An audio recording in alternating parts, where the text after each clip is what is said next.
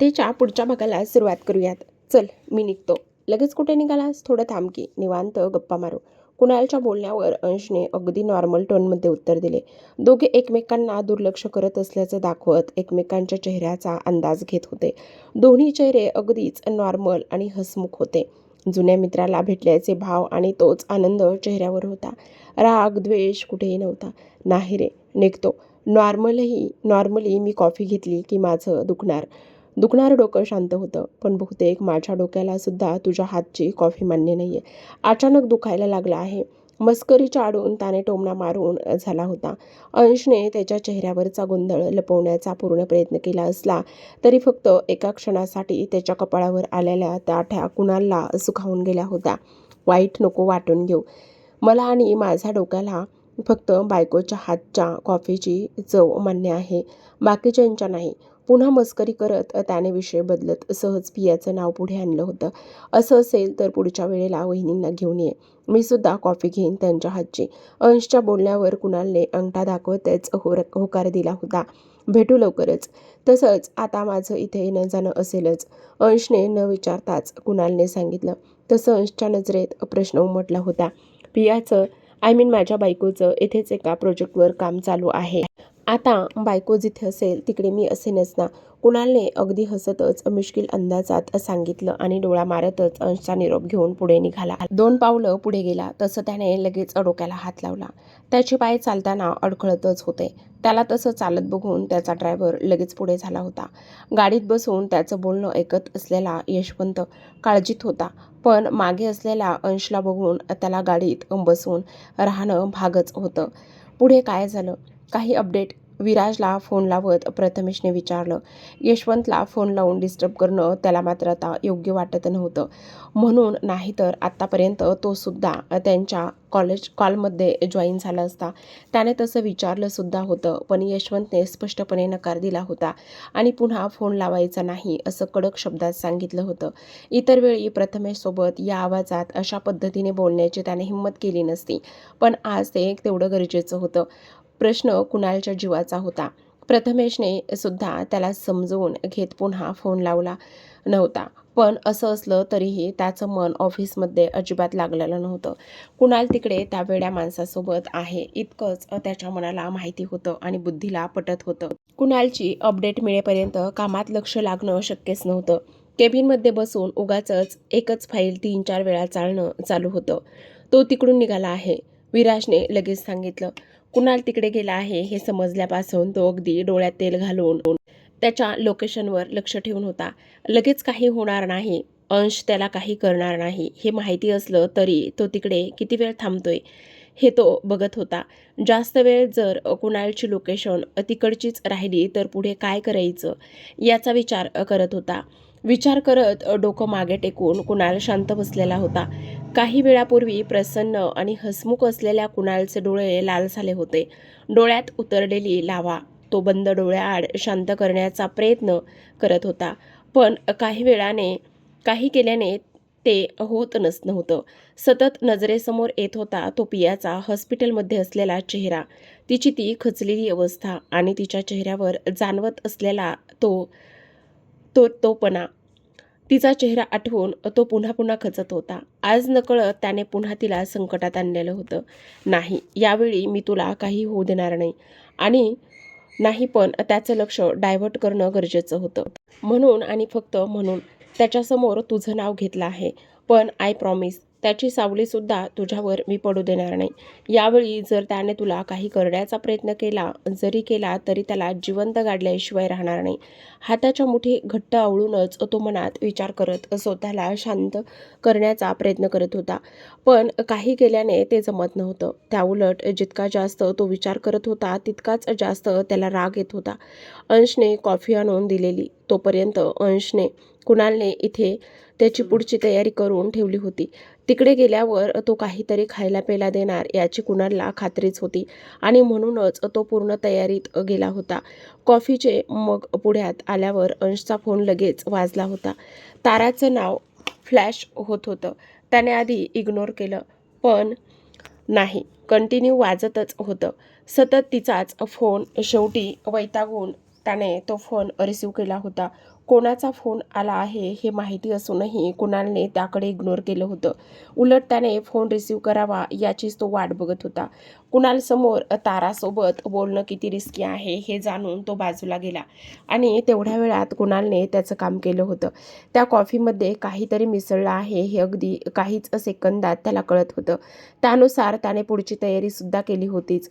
त्याला फक्त त्यात काही मिक्स केलं आहे की नाही हे बघायचं नव्हतं, तर त्याने काय मिक्स केलं आहे हे सुद्धा बघायचं होतं. त्याने लगेच त्या कॉफीचं सॅम्पल त्याच्या ब्लेझरमध्ये असलेल्या पॉकेटमध्ये असलेल्या टेस्टिंग ट्यूबमध्ये घेतलं आणि बाकीची कॉफी तो येण्याआधीच तिकडच्या एका पॉटमध्ये टाकून मग हातात घेऊन अगदी शांत बसला होता. चेहरा अगदी नॉर्मलच होता. एका मिनिटाच्या आत त्याने हे सर्व केलं होतं, त्यामुळे ते अंशला कळण्याचा संबंधच येत नव्हता. तितकं लक्ष तो ठेवून होता. तो बसलेली ती जागासुद्धा तशीच सर्व मनात प्लॅनिंग करून निवडलेली होती. सर्व करून त्याच्यासमोर चक्करचं नाटक करत तो तिकडून अगदी काही क्षणात निघाला होता. वरवर कितीही नॉर्मल असला तरी पियाचं नाव त्याच्यासमोर घेताना त्याला होणाऱ्या वेदना तो जाणत होता.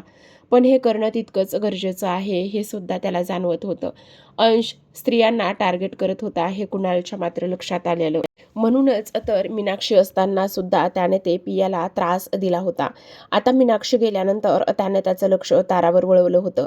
जर आत्ताच त्याचं लक्ष तारावरून हटवलं नाही तर त्याने ताराला जास्तच त्रास दिला असता आणि कोणीही काहीही करू शकणार नव्हतं. म्हणून कारण तारा स्वतः त्याला ते करू देणार होती. तिच्या बोलण्यातून वागण्यातून त्याच्यावर असलेला विश्वास कुणालला समजला होता.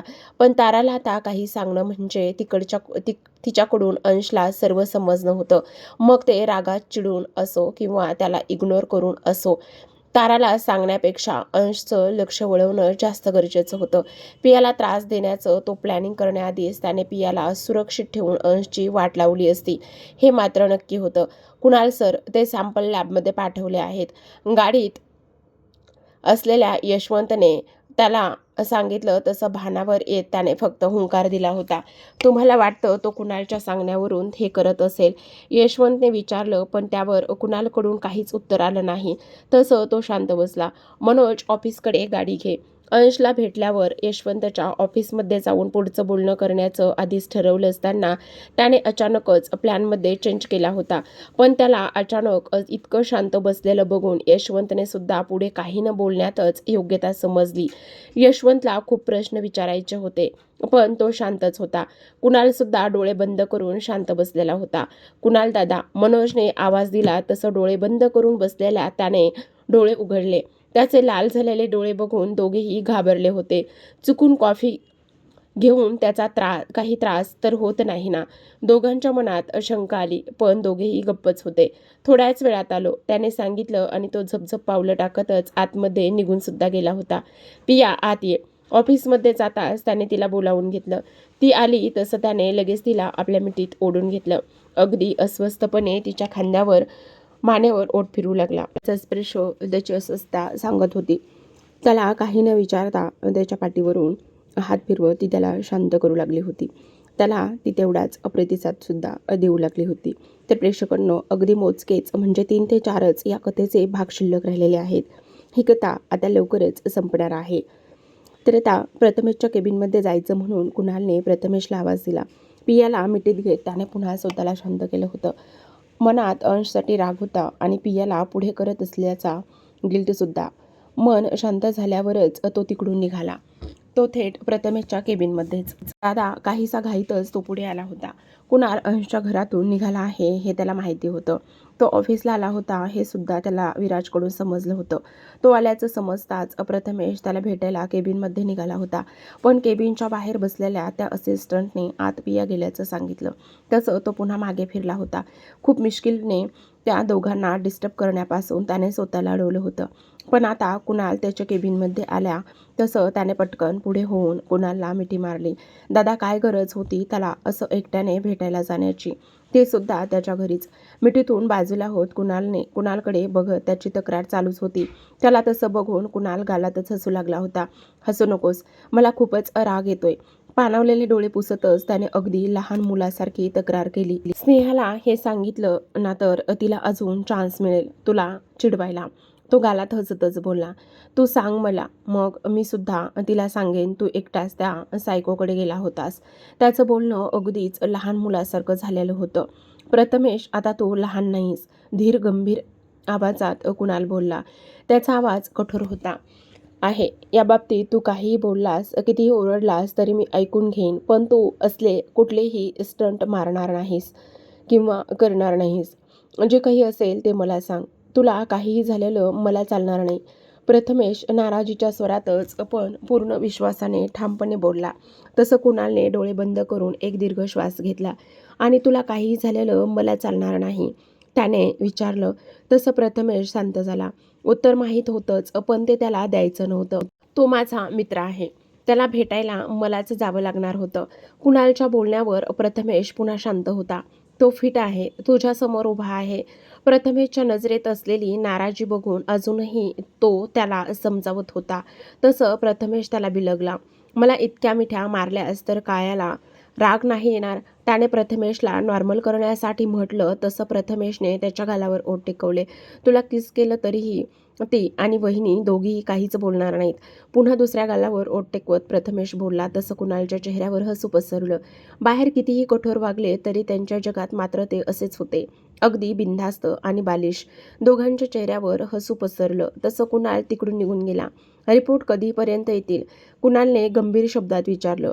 यशवंतच्या ऑफिसमध्ये जाऊन बोलण्याचा प्लॅन रद्द करत कुणाल त्यांना त्याच्याच एका दुसऱ्या फ्लॅटमध्ये घेऊन आला होता. 10 मिनिटात मिळतील, यशवंतचं शांत उत्तर आलं. तसं कुणालने फक्त मानच हलवली. थोडा वेळ कोणीही काही बोललं नाही. कुणाल तिकडूनच त्याच एक महत्त्वाचं काम होतं ते करत होता. तुम्ही तिकडे कॉफी फेकली हे अंशला कळलं असेल ना? थोड्या वेळाने यशवंतने विचारलं. तसं कुणालने फक्त हुंकार दिला. तो आता जास्तच सावध असेल. यशवंत काहीसा विचार करतच बोलला. असणारच ना. तो जर इतके मोठे डाव खेळतोय तर मी तिकडे कॉफी घेणार नाही हे त्याला माहीतच असणार. आणि साहजिकच आहे, मी ती तिकडेच कुठेतरी फेकून दिली असणार हे त्याला आधीपासूनच माहिती असणार. कुणाल एका बाजूने ओठ उंचावतच बोलला. एकाने मारल्यासारखं करायचं आणि दुसऱ्याने लागल्यासारखं करायचं, तसंच आहे काहीतरी. त्याने मला फॉर्मॅलिटी म्हणून कॉफी देण्याचं नाटक केलं आणि मी ते पिण्याचं नाटक केलं. यात ना तो खरा होता ना मी. कुणालच्या चेहऱ्यावर गूढ हसू होतं आणि यशवंत काहीसा विचारातच हरवला होता. दोघेही नाटकं करत असले तरीही ती किती मोठी रिस्क असू शकत होती याचा अंदाज लावत होता. त्या कॉफीमध्ये काही असण्याचे चान्स खूप कमी आहेत आणि असलं तरी अगदीच नॉर्मल लेवलवर असेल. तो उगाच त्यावेळी तरी माझ्यासाठी त्याचे पैसे वाया घालणार नाही. कुणाल ओठात हसू खेळवतच बोलला. तसं यशवंत अविश्वासाने त्याच्याकडे बघू लागला. यशवंत एक चांगला डिटेक्टिव्ह होता, हुशार होता. कितीतरी केसेस त्याने अगदी सहज सोडवल्या गेल्या होत्या. त्याच्याकडे असलेल्या केसेस नेहमीच गुंतागुंतीच्या होत्या आणि त्यासुद्धा सोडवण्यात त्याला यश मिळत होतं. कुणालला सुद्धा तो गेल्या काही वर्षापासून ओळखत होता. कुणालचं लग्न झालं तेव्हा झालेला गोंधळ सोडवण्यासाठी सुद्धा त्यानेच कुणालला ती मदत केली होती. असं असतानाही कुणालला आपण ओळखू शकलो नाही हे असंच काहीसं यशवंतला आता पटू लागलेलं होतं. कुणालचं डोकं नक्कीच खूप दिशांनी एकाच वेळी चालतं यात मात्र काहीच शंका नव्हती. आपल्याला काळजी घ्यावी लागणार आहे, यशवंत विचार करतच बोलला. तारा त्यांचं ऐकते, त्याच्याशी बोलते हे माहिती होतं आणि म्हणूनच जास्त काळजी घ्यायची होती आता. तो तिला फसवत असला तरीही तिच्या मनात नक्की काय आणि कितपत आहे हे माहितीच नव्हतं आणि हीच जास्त काळजी होती.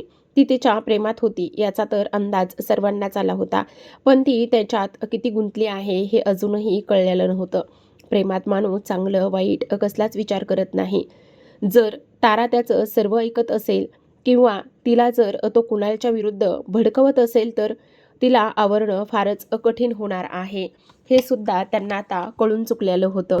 ती घ्यावीच लागणार आहे. तो सावध असेल तर त्याला अजून सावध करावं लागणार आहे. कुणाल गुडपणे बोलला. सर, दोन्ही कॉफीमध्ये ड्रग्स होते पण प्रमाण जास्त नव्हतं. थोडीफार चक्कर येईल किंवा डोकं जड होईल इतकंच होतं. त्याला ड्रगची सवय असले तर त्याला तेवढं सुद्धा काही वाटणार नाही, नुकत्याच आलेल्या रिपोर्टकडे बघत यशवंतने सांगितलं. त्याच्या आवाजात अविश्वास होता. कुणालने आत्ताच थोड्या वेळापूर्वी हेच सांगितलं होतं आणि आता त्याच्या हातात असलेले रिपोर्ट्स सुद्धा तेच काही सांगत होते. इतका परफेक्ट अंदाज तर त्याने सुद्धा लावला नव्हता. यशवंतच्या बोलण्यावर काहीसा विचार करतच कुणालने हुंकार दिला. तो काहीसा विचारातच हरवला होता. यशवंत, तारासोबत यापुढे तुमची माणसं असतील अशी काहीशी सिच्युएशन करा की तिच्यासोबत बॉडीगार्ड आहेत हे अंशला करू द्या, पण ताराला नाही. लक्षात ठेवा, तेव्हा फक्त अंशला कळू द्यायचं आहे. तिच्यासोबत नेहमी गार्ड्स असतात. बाकी त्याने ताराला कितीही सांगितलं की तिच्यासोबत मी बॉडीगार्ड्स ठेवले आहेत, तरीही तिला ते पटायला नको. त्याच्या बोलण्यावर तिने विश्वास ठेवायला नकोय. कुणाल गुडपणे बोलत होता, पण याने तो सावध होईल. यशवंतला अजूनही कळत नव्हतं कुणालच्या मनामध्ये नेमकं काय चालू आहे. तो सावध होईल आणि व्हायलाच पाहिजे. त्याला इतकं सावध करा की त्याच्यात होत असलेले बोलणं सुद्धा मला समजतंय हे त्याला कळायला पाहिजे आणि ते तसं व्हायला सुद्धा हवं. त्याच्यात होणारं बोलणं मला कळायला हवंच ना. कुणाल अगदी ठामपणे काहीसा विचार करतच बोलला. म्हणजे हे नेहमीच कसं शक्य आहे? यशवंतने काळजीने बोलला. नंतर काहीसा विचार करतच त्याने लगेच होकार सुद्धा दिला. थोडंसं बोलून झाल्यावर ते सर्वच तिकडून निघून सुद्धा गेले. निघताना त्याने रिद्धीला एक मेसेज केला होता, स्टडी रूममध्ये आहे, रात्री ये. रिद्धीच्या फोनमध्ये असलेल्या त्या मेसेजने तिच्या कपाळावर आठ्या पडल्या होत्या आणि मनात आलेलं दडपण ते मात्र काहीसं वेगळंच होतं. तर प्रेक्षकांनो, भेटूयात कथेच्या पुढच्या भागात. तोपर्यंत धन्यवाद.